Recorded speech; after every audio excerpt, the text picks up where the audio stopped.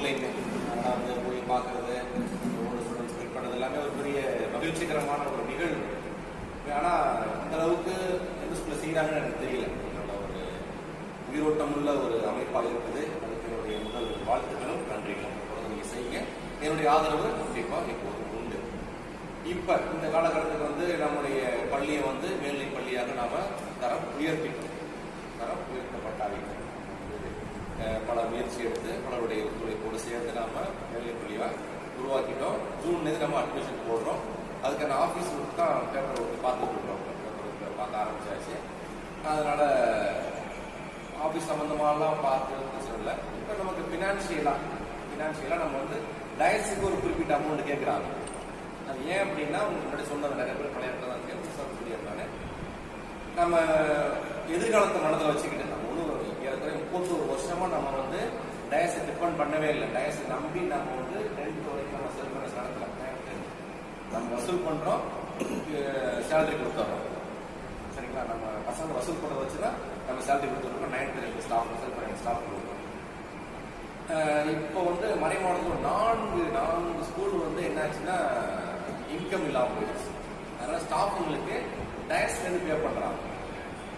சரிங்களா? அந்த ஸ்கூல்லாம் அப்படி பண்ணிட்டாங்க. அதனால ஒருவேளை கண்டிப்பாக நடக்காது. ஒருவேளை உங்கள் ஸ்கூலுக்கு அந்த வாய்ப்பு அந்த மாதிரி நிலம் வந்துடக்கூடாது. வந்துச்சுன்னா அப்போ திரும்ப நாங்கள் டயஸ்ல இருந்தால் எங்களால் அஃபோர்ட் பண்ண முடியாது. அதனால நீங்கள் கொஞ்சம் பணம் கொடுங்க அப்படின்னு இப்போ நம்மள்கிட்ட கேட்குறாங்க. அது வழக்கமாக உள்ளது தான். கேட்கும்போது நாம் பணம் கொடுக்கணும். அதுக்காக தான் இப்போ வந்து நம்ம பங்குல சொல்லியாச்சு. அதாவது ஒவ்வொரு குடும்பத்துக்கும் 5000 ரூபாய் மினிமம் வரி போட்டுருக்கோம். 5000 வரி போட்டுருக்கோம். மினிமம் 5000. மேற்கொண்டு கொடுப்பவர்கள் தாராளமாக கொடுக்கலாம்னு சொல்லியிருக்கோம். ஒன்று இந்த பணம் இருக்காது. ஆனால் மெயின்டைன் பண்ணுறது அவங்க பண்ணுவாங்க. கேஷ் கொடுத்தா நமக்கு ஒரு அக்கௌண்ட் கிரியேட் பண்ணி நம்ம ஸ்கூல் அக்கௌண்ட்டில் பணத்தை போட்டுருவாங்க. அதுலேருந்து வட்டியை நமக்கு மாதம் கொடுத்துருவாங்க.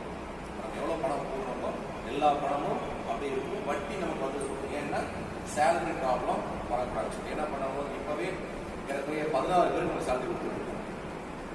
சரிங்களா? செல்ஃப் ஃபைனான்ஸில் நம்ம 16 பேருக்கு சேலரி கொடுக்குறோம். இதுக்கப்புறம் மினிமம் ஒரு 10லேருந்து 12 ஸ்டாஃப் நம்ம ரெக்ரூட் பண்ணணும். அதாவது ஹையர் செகண்டரி மட்டும். சரிங்களா? அவங்களுக்கு நம்ம சேலரி கொடுக்கணும். அதனால் வந்து ஒரு சேலரிக்கு ஒரு அமௌண்ட்டு நிறைய போகும். இப்போ நம்ம ஊரை பற்றி நமக்கு தெரியுங்கள, எல்லா பசங்களோட பேரண்ட்டுமே வந்து பெரிய வெல்டுடு கிடையாது.